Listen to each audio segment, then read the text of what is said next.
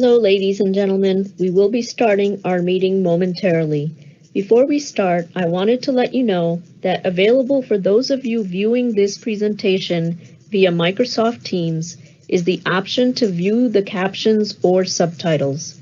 To turn on these features, select the CC button at the bottom right corner of your screen. This turns on the captioning. Then choose the language by selecting the settings wheel next to the CC button. Select Caption/Subtitles and select the desired language. Available languages are English, Spanish, Portuguese, and Creole. Thank you.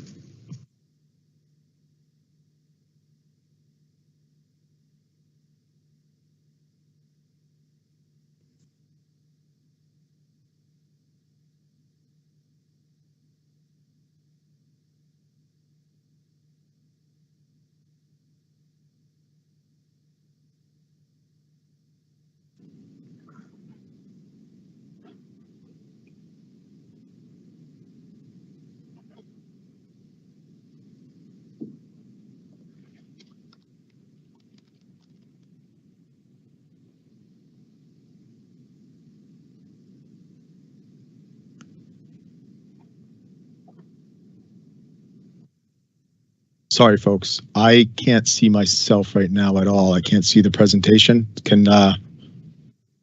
So when you guys just did what you did, my screen went black and I see nothing right now. So I'm going to leave. Okay, I'm back up now, but I don't have my video up.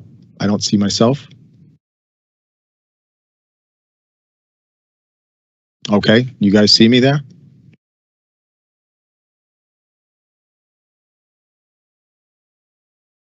Now I don't see the presentation.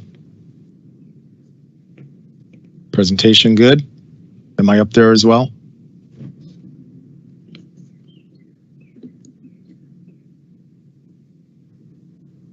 There we go. Thank you. Sorry about that, folks. Excuse the technical difficulties. That's what happens when you go live, I guess. Good evening. And good evening, everyone, and welcome to the Connecticut Department of Transportation Virtual Public Information Meeting for Project 148-213 for the replacement of Bridge 793A carrying Route 15 northbound over the Quinnipiac River in the town of Wallingford. My name is Kevin Blasi, and I'm the project manager for the project being presented this evening. Before we begin the formal presentation, I'll explain the format of this evening's meeting and cover some general housekeeping items. First, I'll introduce the project team from the Connecticut Department of Transportation.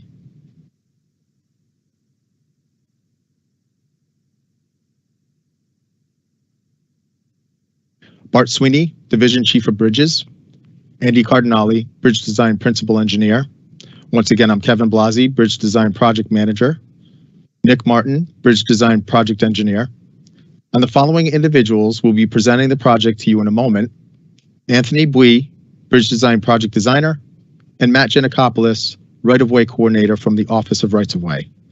Matt will provide an overview of the procedures followed by the department for right-of-way impacts to properties and property acquisitions.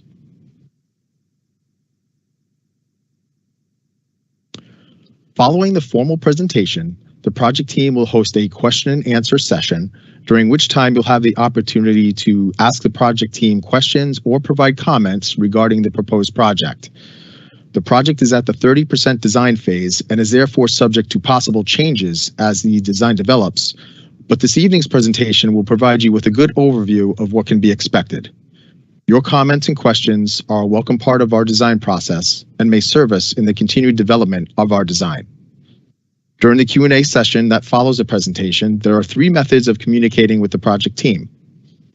You can send us an email to dotproject148-213@ct.gov. You can leave a voicemail by calling 860-944-1111. And if you leave a voicemail, we ask that you please include a reference to this project, 148-213. That's project 148-213. Or if viewing through MS Teams, you can send us a question during this evening's live event through the MS Teams chat window and hit the send button, which will be covered in more detail in the following slide. If you are viewing through Microsoft Teams, you can post a question or comment by clicking the little question mark to the top right of the presentation window and clicking the My Questions tab or the Ask a Question button. You then have an option to enter your name and type your question into the Ask a Question field.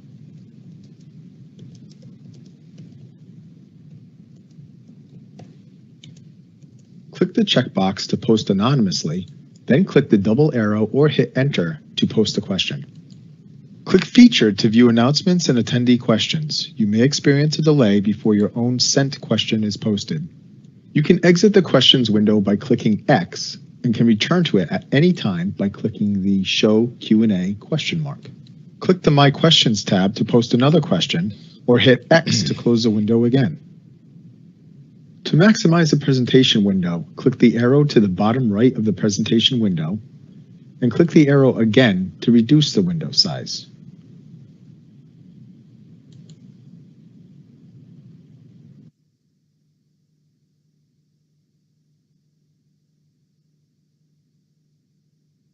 In accordance with Title VI, the Civil Rights Act, no person shall, on the basis of race, color, or national origin, be excluded from participation or subject to discrimination in the development of this project. At the conclusion of our presentation, we invite you to take our voluntary post-meeting survey.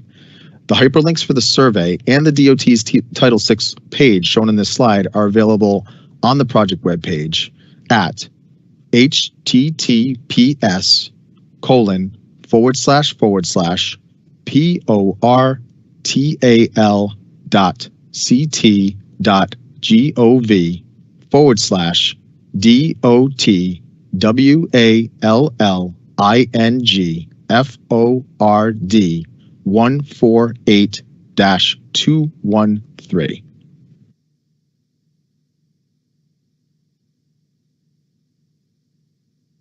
A recording of the formal presentation will be posted to YouTube after the event. Closed captioning, including non-English translations, will be available at that time. And with those housekeeping items out of the way, I'll now hand it off to Anthony Bui to start the formal portion of our presentation. Thanks very much for your patience. Good evening and welcome everybody. As Kevin mentioned, my name is Anthony Bui and I am the design engineer for this project. Here's an aerial view of the project site. As seen, Bridge 793A carries Route 15 northbound over the Quinnipiac River in the town of Wallingford. The bridge is located 1.4 miles south of exit 66 at mile marker 59.66.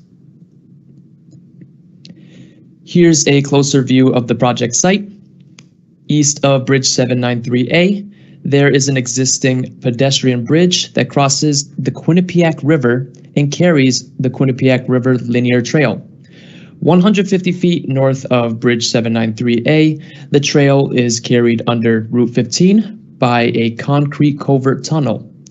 The Quinnipiac River Linear Trail will remain open to pedestrians throughout the duration of the proposed project. Bridge 793A was originally constructed in 1946. The bridge underwent a rehabilitation in 1984. The bridge is comprised of 2 simply supported spans with 5 rolled steel beams and carries 2 lanes of Route 15 northbound traffic over the Quinnipiac River. As mentioned previously, Bridge 793A carries 2 lanes of traffic with an average daily traffic of 29,600 vehicles per day. The overall structure length is 107 feet, with each span length being 51 feet. Now, we'll be explaining components of a bridge along with bridge language that will be used throughout the presentation. So, ladies and gentlemen, we are finally ready to present our technical portion of the presentation, and you will be hearing a lot of bridge lingo throughout the presentation. Therefore, I am about to give you a 2-minute crash course on some of the structural elements on a bridge and the numerical condition rating system assigned on a bridge. On the diagram shown, the deck is the riding surface of the bridge. The parapets, or sometimes bridges can also have an open rail system, help prevent errant vehicles from going off the bridge. The beams, or the girders, are the supporting structural elements on the bridge and are designed to support vehicular loads, the self-weight of the bridge, and any environmental loads such as wind, seismic, etc. The parapets, the deck, and the beams or the girders are what makes up the superstructure of a bridge. The abutments and wing walls are the end supports on a bridge. And the piers, if there are any, are the intermediate supports. The abutments and wing walls, as well as the piers, make up what is known as the substructure of a bridge. The substructure not only supports the superstructure, but also helps in transmitting loads from the superstructure down to the bridge foundations. All state bridges and town bridges over 20 feet in length are inspected every 2 years by the department's Bridge Safety and Evaluation Unit and are assigned a condition rating on the major structural elements on a scale of 1 through 9, with 9 being excellent condition and 1 being imminent failure condition.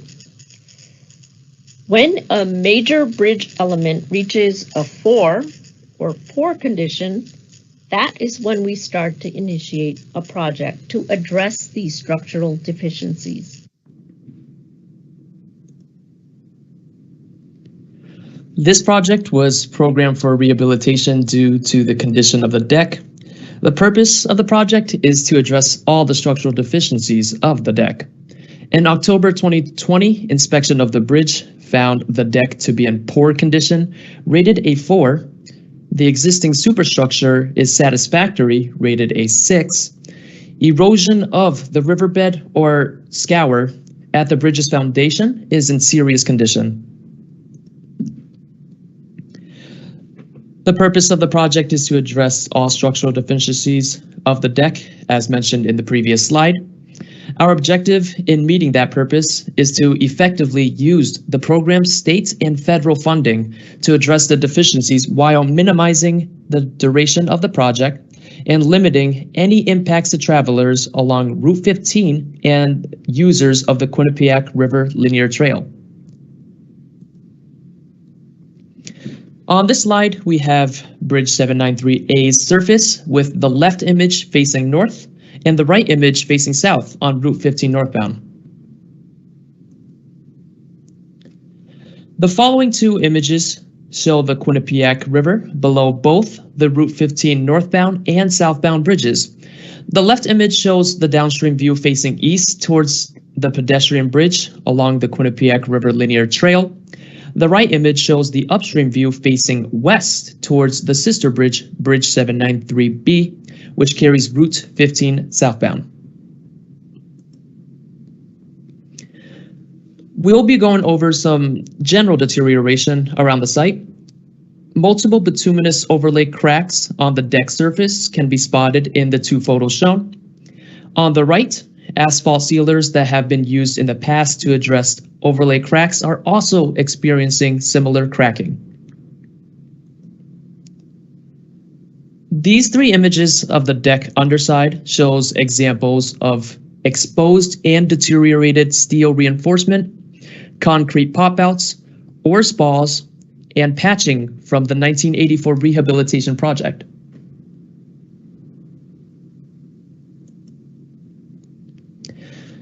The steel load-carrying beams of this bridge are experiencing extensive rust, which has resulted in a corresponding loss of steel material in some locations of the beams.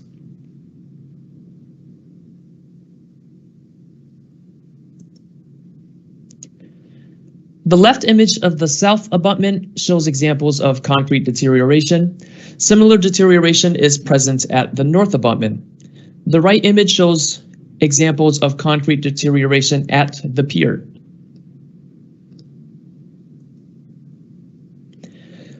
Here is a bird's eye view of the project. The bridge is in the center of the image shown. During construction activities, the bridge will require 2 access roads. An access road will be constructed at the southwest quadrant of the bridge for construction activity. This road will be accessible from Route 15 southbound.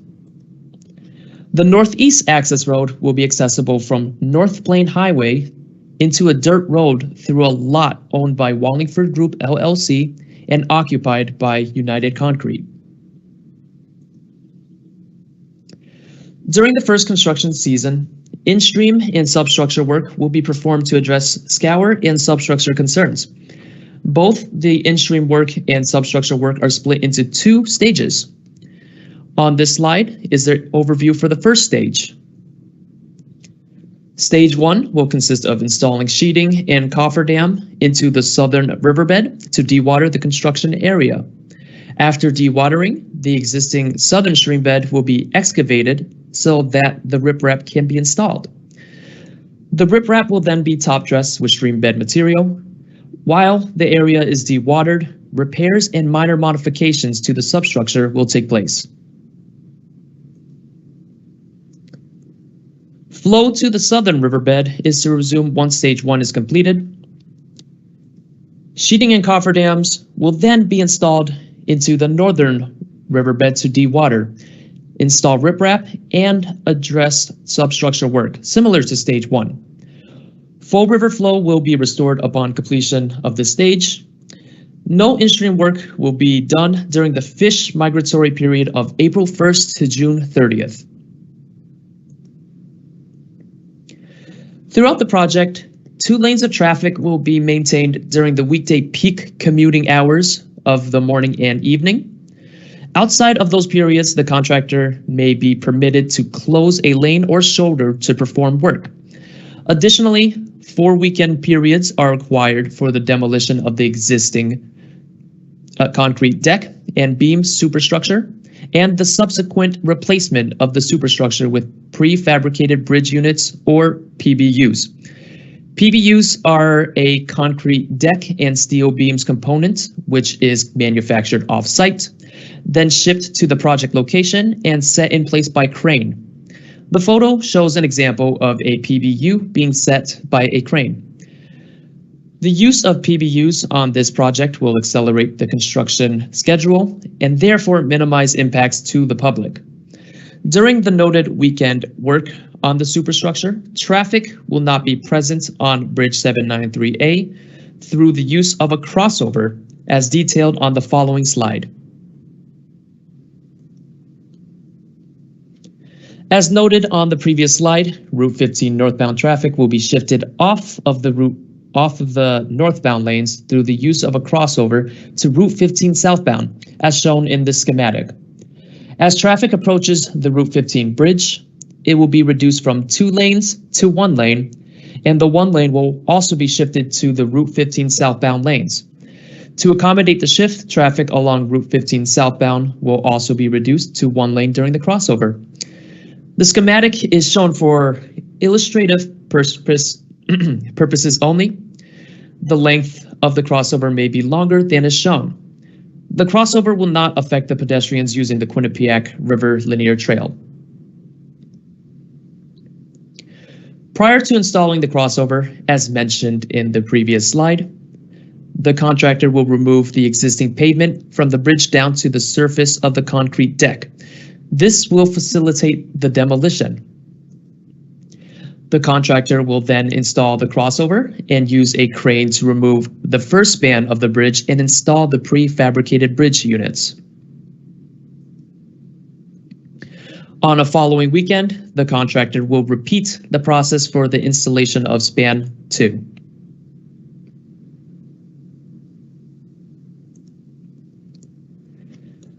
The remaining 2 weekends will be used to complete the superstructure work. This includes construction of the concrete closure pours, which connect the prefabricated bridge units together, installation of waterproofing membrane, and final paving. Final line striping and installation of the open bridge rail might also occur during the weekends, but could occur during weeknights or from behind temporary concrete barrier. Based on the Natural Diversity Database Map, or NDDB, the project location is listed as a critical habitat with state and federal listed species. Species present in this location is the northern long-eared bat. The permits listed on this slide are those anticipated from Department of Energy and Environmental Protection and the Army Corps of Engineers.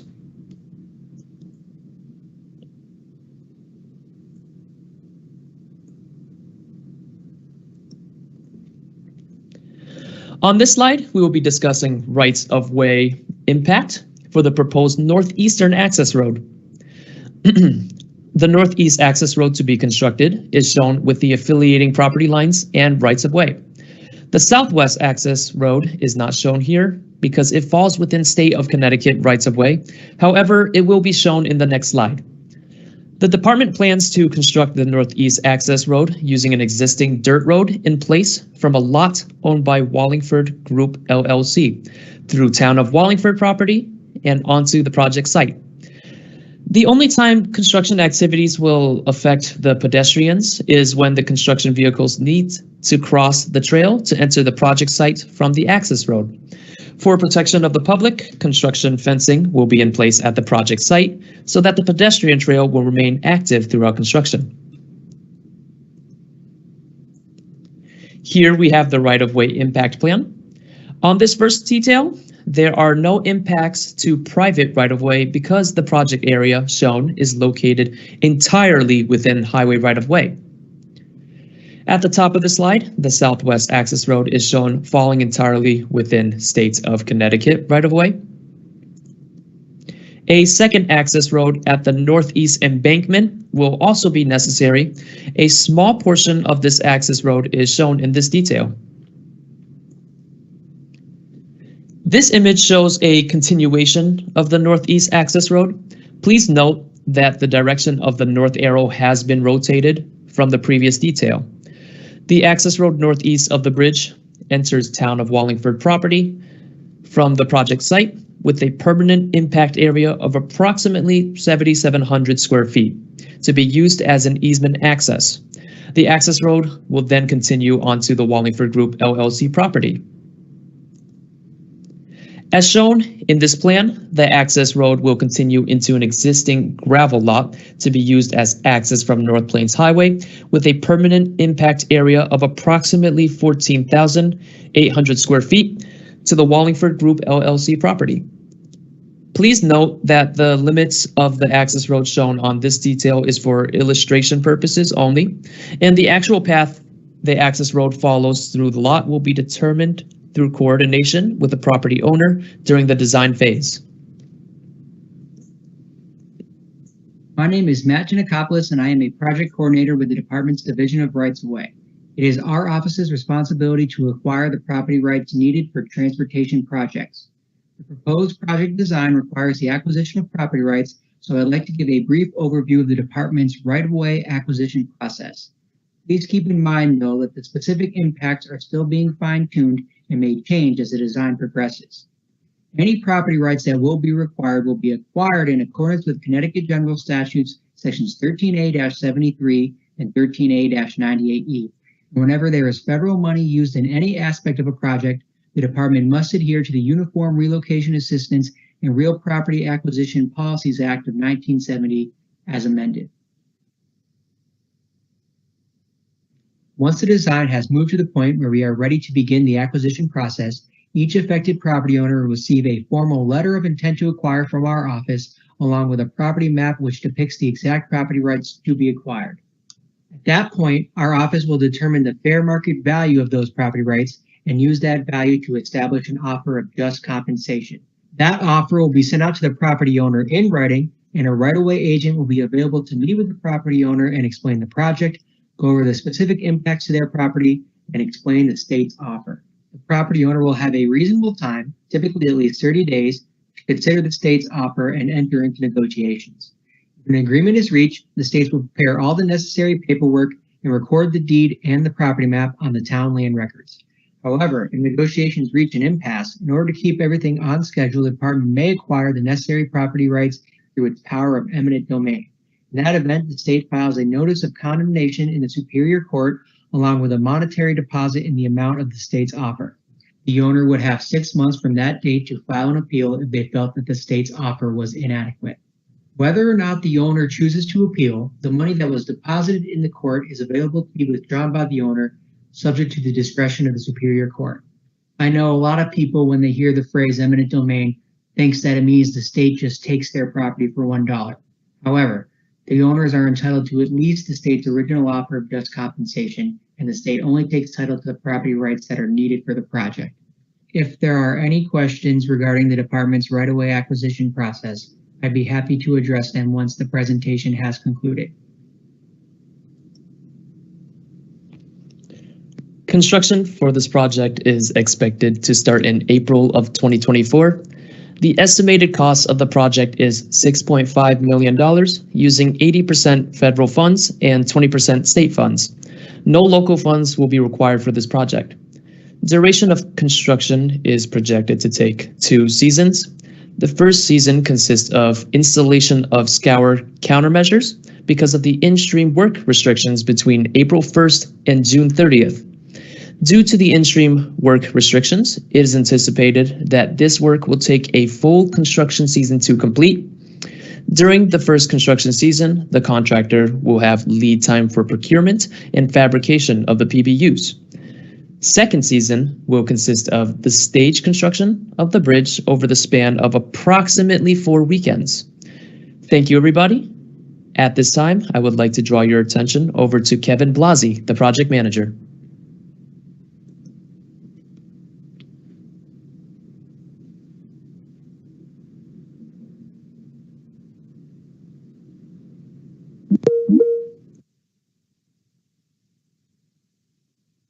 Cav, you're muted. Thanks, Nick. Thank you, Anthony. Let's try this again. And that concludes our formal presentation of the project. I'd like to thank the project team for a great job in putting that presentation together. And I'd also like to thank those people behind the scenes who were instrumental in helping us to get this live event out to all of you who are viewing it tonight. At this time, we will begin the question and answer portion of the event. Once again, our project team will be monitoring the chat window, the project email, and the phone line for any questions or comments that you'd like to ask or offer, and we'll do our best to answer them with as much detail and clarity as possible. Since we are monitoring the chat, email, and phone in real time, please understand that there may be a delay from the time you submit a question to the time it is posted to the chat window and addressed by our team.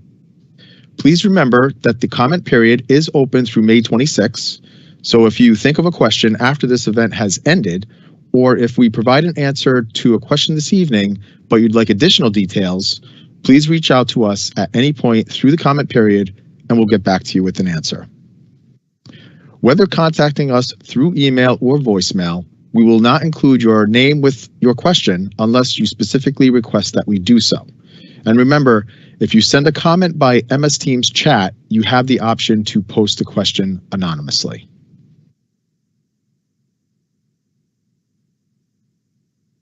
Once more, we'd appreciate it if you'd take the time to complete our voluntary survey. Results from the survey will be used to provide enhancements to our future presentations. The link to the survey can be accessed from MS Teams live chat window, from the description field of the YouTube project channel, and at the bottom of the project webpage. Your comments and questions from tonight's Q&A session and our answers to those questions will be posted to the project webpage as a report of meeting in the coming days. A recording of the formal presentation will be posted to YouTube after the live event. Closed captioning, including non-English translation options, will be available at that time. So at this time, I'll post the survey link to the MS Teams chat, if you'll bear with me. Copy that link.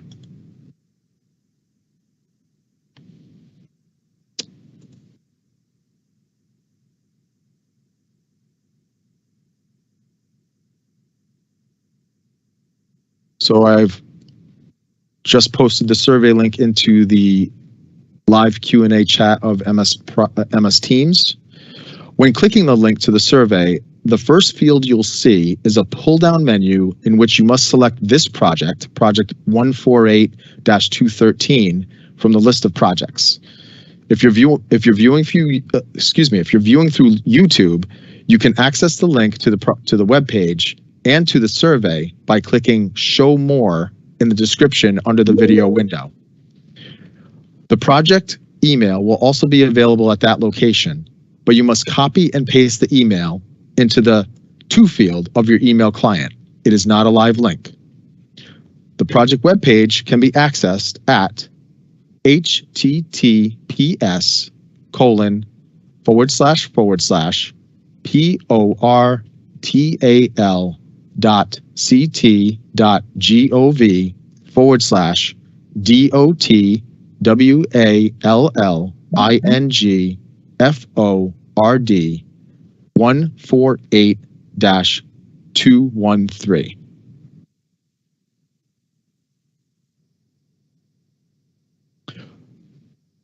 Folks, at this time, please feel free to drop us a comment or question by contacting us by email at dotproject148-213@ct.gov, by leaving us a voicemail at 860-944-1111. And if leaving a voicemail, please also include this project number in your message, 148-213. You can send us an email or leave a voicemail throughout the comment period, which ends Thursday, May 26th. Or if viewing the presentation tonight through MS Teams, you can leave a chat in the MS Teams live event chat. The MS Teams chat is not available after the conclusion of this live event. Thank you very much, and we are welcome, and at this time, we'll welcome any questions or comments that you may have.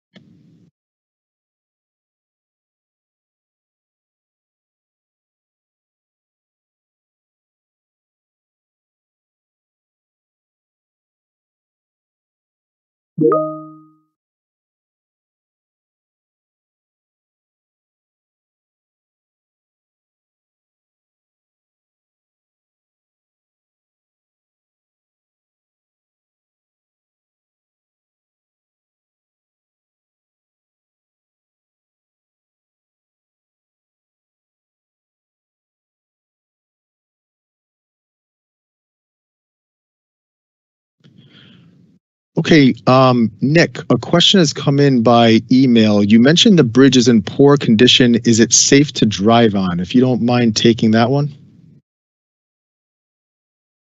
Yeah, I can take that, Kev. Thank you.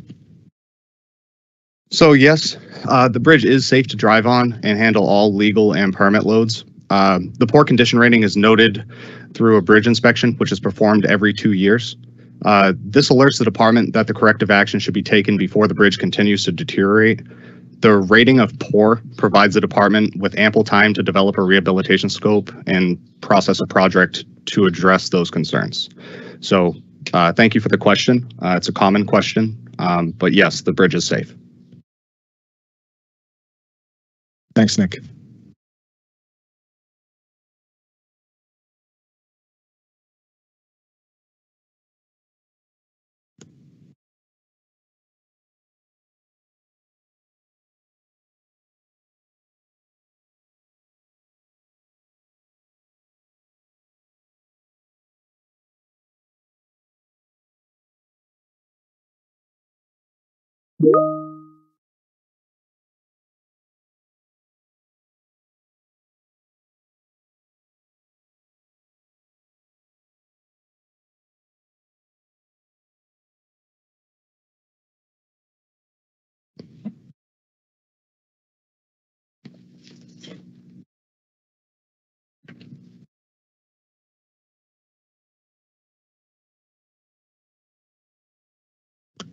An email question has come in. It looks like there's a direct conflict with the proposed access road location with the Quinnipiac River Linear Trail, yet it was mentioned that the trail would stay open. Could you please clarify? Nick, would you mind speaking to that as well, please? Yeah, no problem. Thank you. So if we could have slide 34 pulled up, please.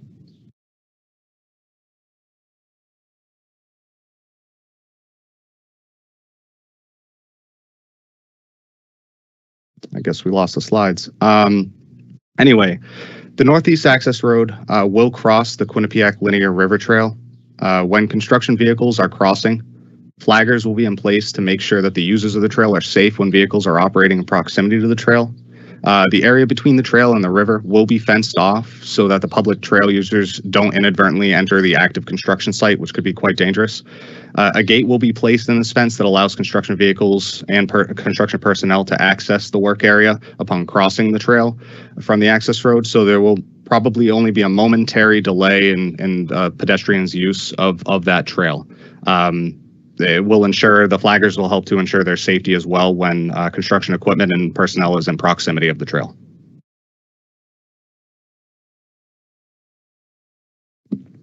Thank you, Nick.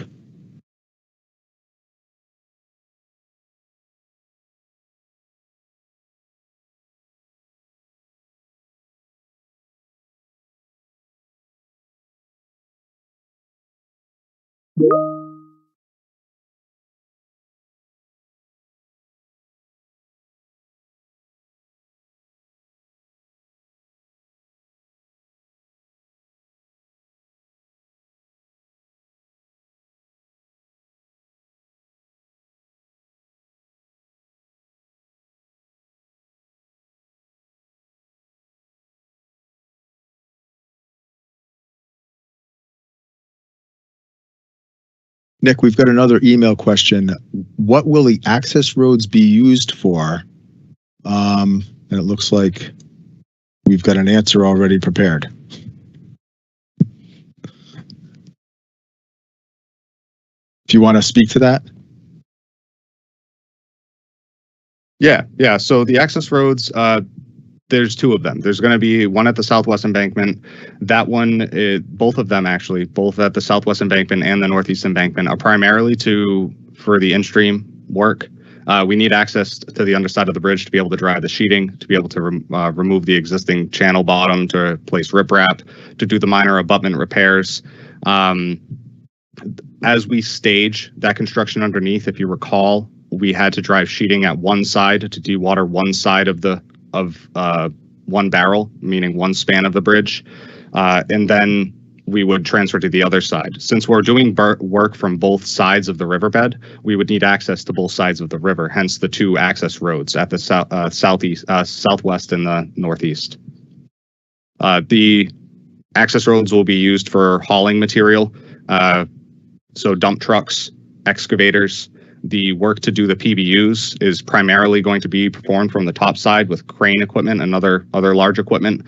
So it's not like we're going to need any flatbeds or cranes to be able to have access down these roads. It'll primarily be excavation equipment, pumps for dewatering the work area, slight staging for the sheet piling before it's driven, and hauling the equipment away as it's excavated and hauling the riprap in before it's placed.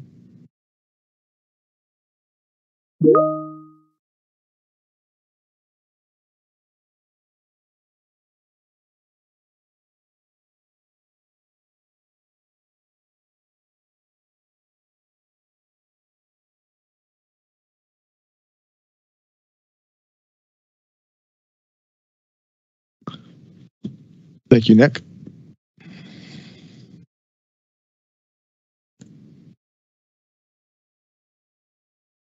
So So we've got another email question that came in, Nick. Will the linear trail need to be closed in the northbound or the southbound direction? If so, how many days or hours? Is the trail surface likely to be harmed or broken by heavy equipment? Yes, I can answer that. No problem. So I understand these questions may have come in a little bit out of order. I may have answered part of this question, but I'll definitely get into it again. The trail is not going to be closed, as I mentioned earlier. It's going to be open to the public. Only the northeast trail is going to impact that. Only the northeast access road is going to impact the trail, as shown in this image here. As construction vehicles are crossing it is when we will have flaggers, active construction personnel out there to ensure that there's not cyclists, pedestrians walking into the area as a construction vehicle or equipment is passing that way. Now, and this would be momentarily, a few minutes while we get the vehicles across, and then the pedestrians and users of the trail would be able to enjoy the trail for the reason they're out there. Now, the trail surface, yes. So we're going to be having heavy construction equipment, and this trail right now is comprised of, a thin bituminous surface, a thin asphalt surface. And as you can imagine, if you have a dump truck full of stone and riverbed material crossing that, it could end up damaging it. We've coordinated with construction already in the design phase about this exact concern, and likely during construction, we will be monitoring it daily. We may remove a width of the bituminous and come back with a rideable surface that is less conducive to deterioration because of the construction vehicle loading. And then in the final condition, after construction completion, we'll make sure that the trail is returned to its original condition without any damage noted due to the construction. That was a great question.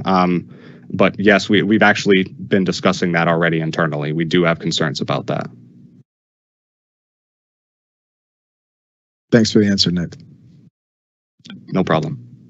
If we could get the contact info back up so I can push that out to folks once again.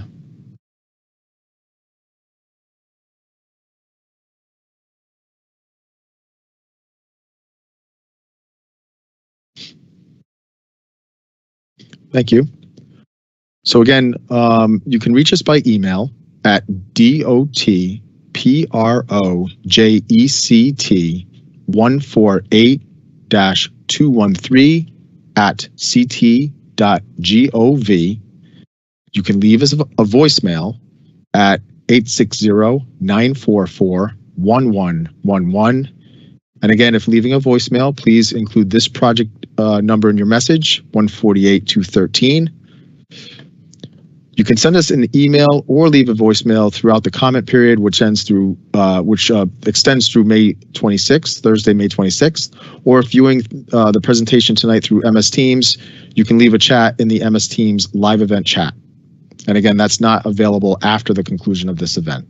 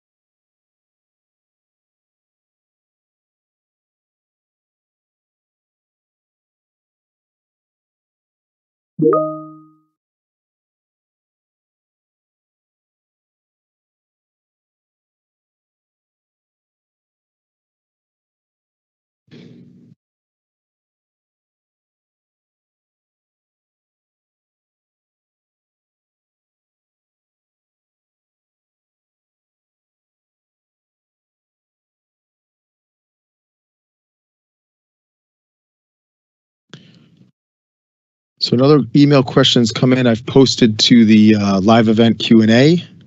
question is, how do you ensure that 2 lanes will be back open in northbound and southbound direction on Monday morning after weekend work? What if there's a delay on the weekend when installing the bridge units? Nick, do you want to again speak to that if you don't mind? Yeah, absolutely. Thank you. So within the contract, the department will include what are called liquidated damages, which could heavily penalize a contractor by way of monetary fines for every hour that any potential delay would impact the bridge to reopen during those weekday hours. Before the contractor could begin the weekend work, they would have to submit for review their plan for construction on that weekend, which would include contingencies for any circumstances that might result in such a delay. The department and the contractor would both have to agree on the contractor's plan and with its contingencies and agree that it's adequate before the contractor would be allowed to begin the weekend construction activities. This heavy coordination beforehand, paired with the threat of significant monetary fines associated with any delays, helps to provide a very high confidence level that the work will be completed in the necessary time frame so as to not impact the traveling public on Monday morning. The department's done several jobs such as this with PBUs successfully, and we do have a high degree of confidence that the work will be performed in the necessary time frames outside of those peak hours for commuters. Great question. Thank you.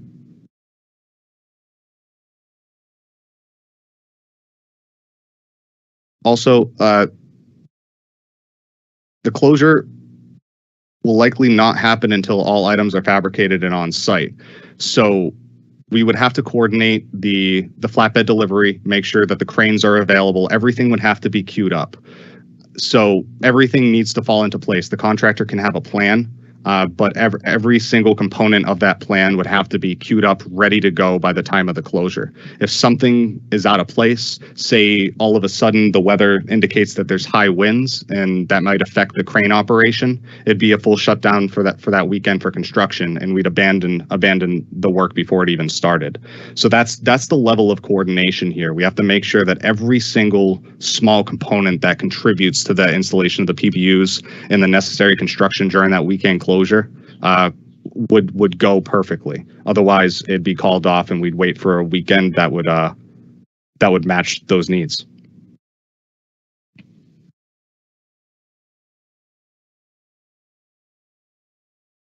Very good. Thanks, Nick.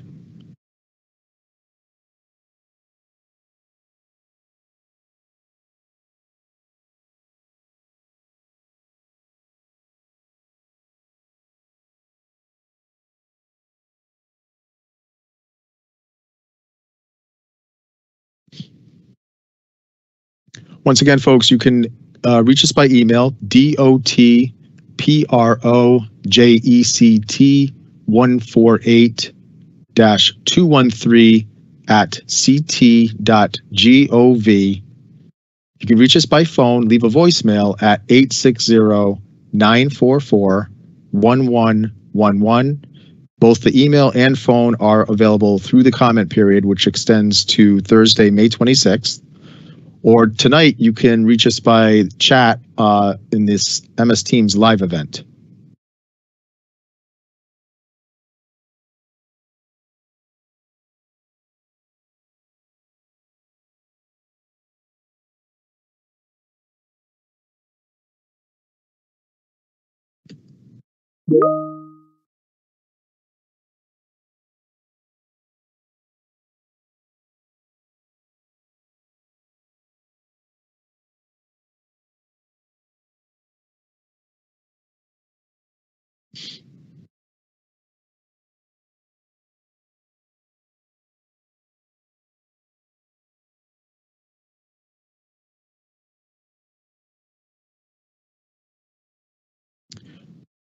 Nick, an email question came in. Why does the project cost so much? Yeah, I can address that one too. Thanks. So I understand that the overall project cost mentioned, we quoted $6.5 million at this time. It does seem quite high. There are a lot of components of the project that contribute to the overall construction cost. About 15% of the overall cost is contributed just to maintenance and protection of traffic throughout the construction phase, site prep at the beginning of the project, and just mobilization and closeout of the project once the construction activities have completed. In this case, we are dealing with a complex project involving prefabricated bridge units. Going with these large precast components requires large cranes and construction equipment, which come at a high cost. I also just mentioned the heavy amount of coordination and risk that has to go in to getting things done in the necessary timeframes. The trade-off, however, is that we minimize to the extent possible the impact of the traveling public to just a few weekends. There's always a thorough investigation of trying to find the perfect balance of minimizing the impact to the traveling public while also trying to keep the project costs as low as possible, while always getting the product that we need. In this case, minimizing the impact to travelers of Route 15 is worth the extra costs associated with the proposal. Also, this is only a 30% cost estimate that we've shown here at $6.5 million. Which may decrease as we progress the design. Right now at 30%, there are a lot of unknowns. So generally at this stage in design, we tend to slightly inflate our estimates to account for those uncertainties that may come up later on in the design phase.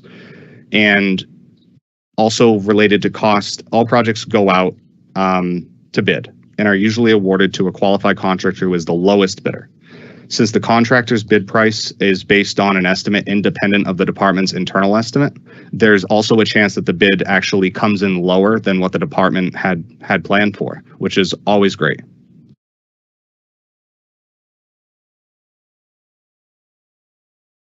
Thanks again, Nick.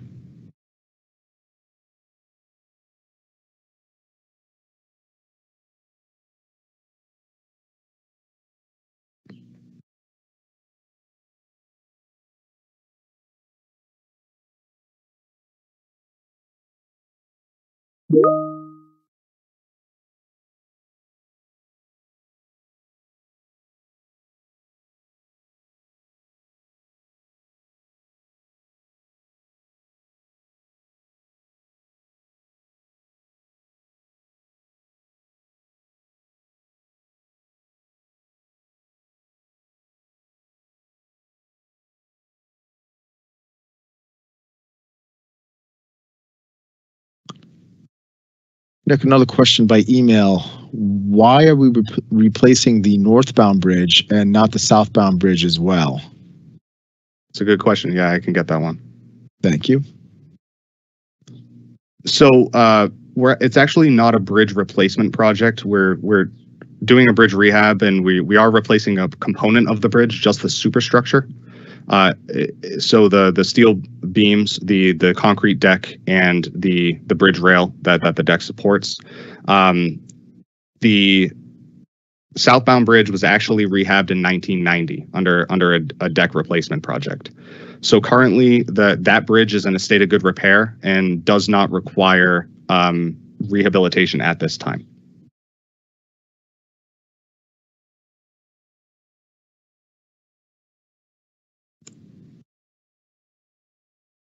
Thanks, Nick. No problem.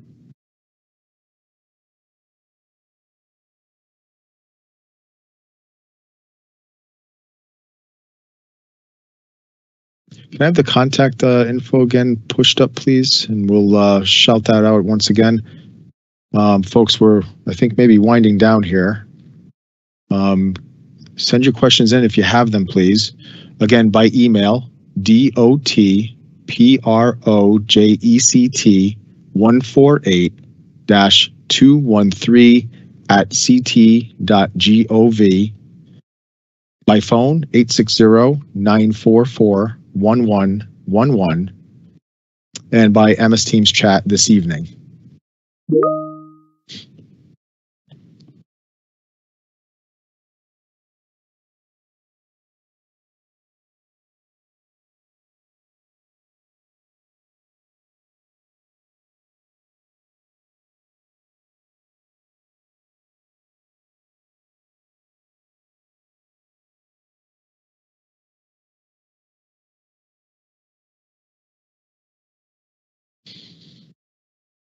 Nick, questions come in again by email. How long is construction season going to last? Yeah, I can answer that one. Thank you. So as we mentioned, we have 2 construction seasons currently planned. But the question is when will work be occurring during those construction seasons, right? So the calendar years. Typically, construction season lasts from April 1st through the end of November, and that's because we typically have what's called a winter shutdown on most of our projects, which lasts from the beginning of December through all the way up until April 1st.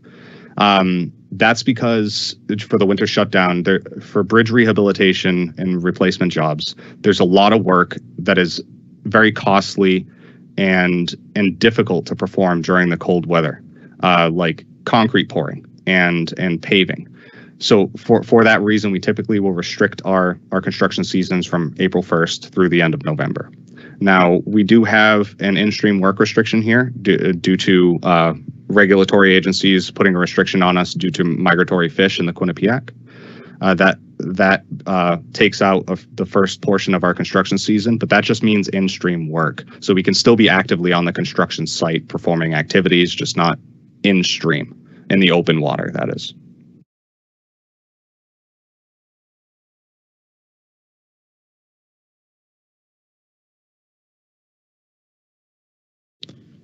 Thanks, Nick. One thing I'd like to add is that if a project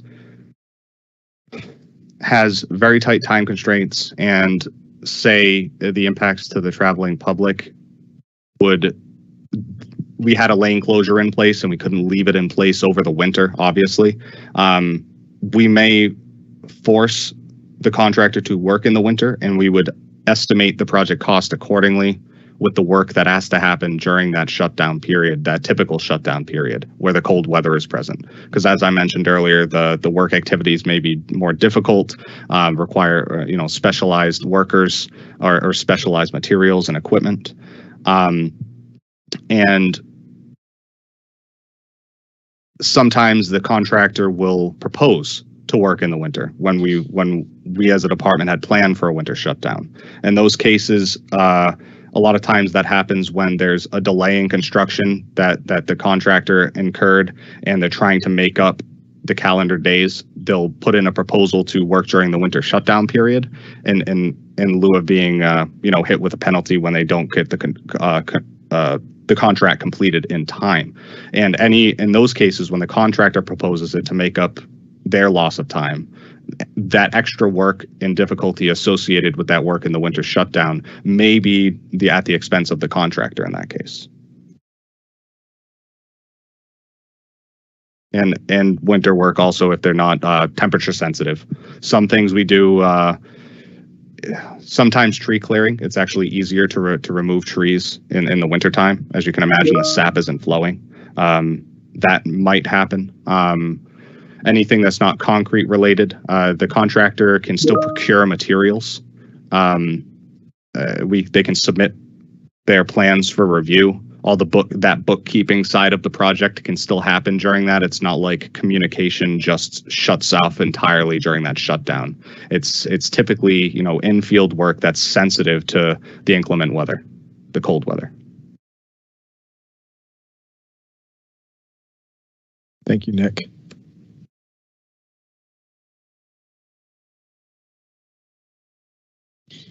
Folks, I've pushed the link to the survey into the chat once again. If you have the time and you don't mind volunteering to fill out and complete the survey, we'd greatly appreciate it. It assists us with our future presentations. Again, that link can be found on the project webpage and in this MS Teams chat field, as well as on the YouTube, within the YouTube description under the YouTube video.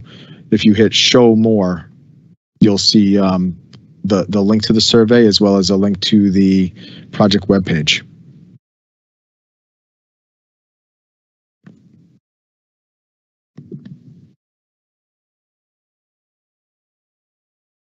Folks, we're going to give it a few more minutes. We'll see if get some more questions coming in.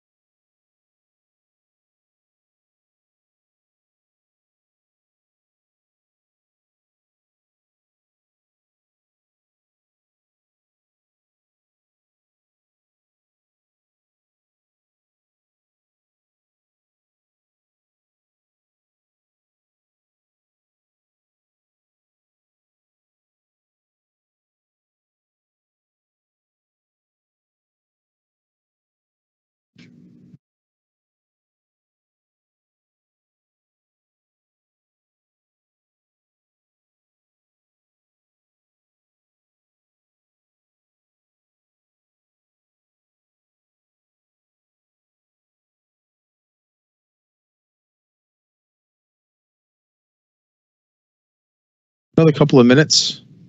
If anybody has any more questions, we're monitoring the phone, the email, and the chat.